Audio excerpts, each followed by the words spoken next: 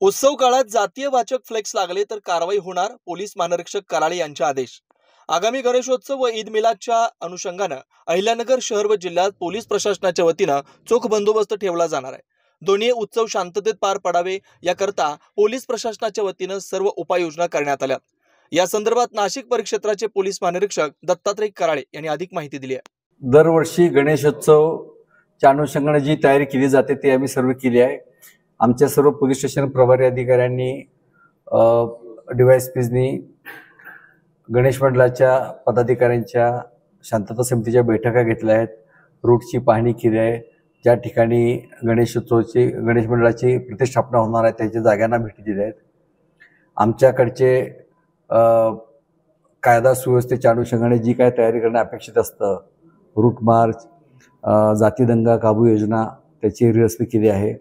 सर्व पोलीस स्टेशनला आमच्या हेडक्वार्टरमधून प्रशिक्षित स्टाफ पाठवून पुन्हा एकदा सर्व तयारीची उजळणी केली आहे। ज्या ठिकाणी लाठी, हेल्मेट, शील्ड याच्या कमतरता असेल त्या ठिकाणी ते आम्ही दिलेलं आहे।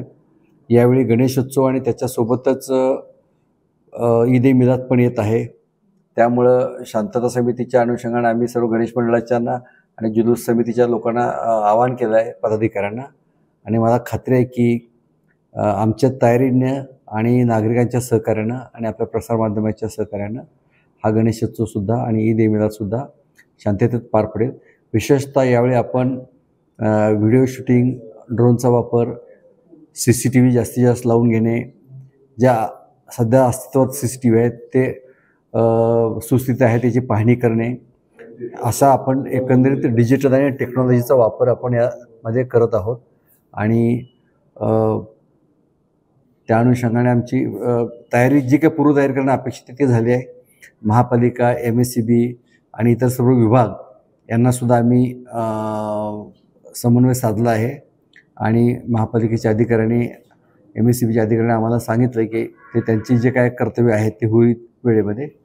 त्यामुळे अपेक्षित आहे की आमच्या सर्वांच्या समन्वयानं आणि नागरिकांच्या सहकार्यानं गणेशोत्सव आणि ईद दोन्ही शांततेत पार पडेल। दुर्दैवानं अलीकडच्या काळामध्ये सोशल मीडियाचे गुन्हे म्हणजे कोणीतरी काहीतरी पोस्ट व्हायरल करायची, काहीतरी स्टेटस ठेवायचा आणि त्यामुळं तणाव निर्माण होण्याच्या घटना खूप घडल्या आहेत। त्या अनुषंगानं आम्ही आमचे सायबर सेल टेक्नॉलॉजिकली ॲक्टिवेट केली आहे। महाराष्ट्र पोलीसची सायबर यंत्रणा आता अतिशय चांगली झाली आहे, त्यामुळे कुणीही काही पोस्ट केलं तर ते आज ना उद्या 100% त्याचा मागोवा घेतला जाईल, त्याचा माहिती मिळेल याची आम्हाला खात्री आहे। दुसरं, बरेच वेळेला अल्पवयीन मुलं हे काहीतरी कोणाच्या तरी सांगण्यावरून, भडकवण्यावरून काहीतरी पोस्ट व्हायरल करत असतात आणि त्यामुळे इतरांच्या भावना दुखावल्या जात असतात। त्यामुळे असे जे काही अल्पवयीन मुली जर काही असे पोस्ट करत असतील तर त्यांना मोबाईल कुणी दिला, ते कुठल्या मित्रमंडळींच्या संपर्कात असतात, कुठल्या प्रकारच्या लोकांच्या विचारधारेचा प्रभाव त्यांच्यावर झाला आहे, कुठल्या व्यक्तीचा झाला आहे, याचासुद्धा अभ्यास करून त्यांनासुद्धा त्यामध्ये कायदेशीर कारवाई केली जाईल असं मी आमच्या अधिकाऱ्यांना सांगितलं आहे। कारण बरेच वेळेला लहान मुलं ही बालिश आणि एकदम अशी निस्पृह असतात, परंतु कुठल्या तरी बहकाव्यामध्ये येऊन त्यांची विचारधारा अशी बिघडवली जाते। तर अशा प्रवृत्ती, अशा व्यक्ती त्याही शोधून काढून त्यांच्याही त्या गुन्ह्यात त्यांचा रोल असेल तर, किंवा त्या पोस्ट करण्यामध्ये त्यांचा रोल असेल तर त्यांच्यावर कायदेशीर कारवाई केली जाईल। महापालिकेनं परवानगी देऊन किंवा नगरपालिकेनं परवानगी देऊन फ्लेक्स लावणं अपेक्षित असतं, परंतु त्या फ्लेक्स बोर्डवर किंवा कुठल्याही बॅनरवर किंवा कुठल्याही प्रकारच्या अशा पद्धतीत जर का काही आक्षेपार्ह लिहून दुसऱ्या जातीच्या, धर्माच्या, व्यक्तीच्या किंवा विचारसरणीच्या भावना दुखावल्या जात असतील तर त्या बाबतीत कारवाई केली जाईल। ते फ्लेक्स काढून घेणं आणि त्यांच्यावर कडक कारवाई केली जाईल।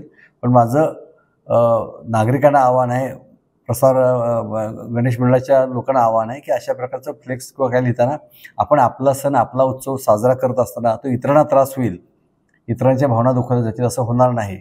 त्यामुळं डीजेचा आवाज काय, डीजे नाही, लाऊडस्पीकरचा आवाज काय, तो जो डेसिबल मीटरप्रमाणे आहे तो त्या नियमात ठेवावा आणि कोणाला भावना दुखावल्या जाणार नाही। आपला उत्सव हा आपण उत्साहात साजरा करताना आपणही आनंद घ्यावा आणि इतरांना द्यावा, अशा प्रकारचं आवाहन केलं आहे।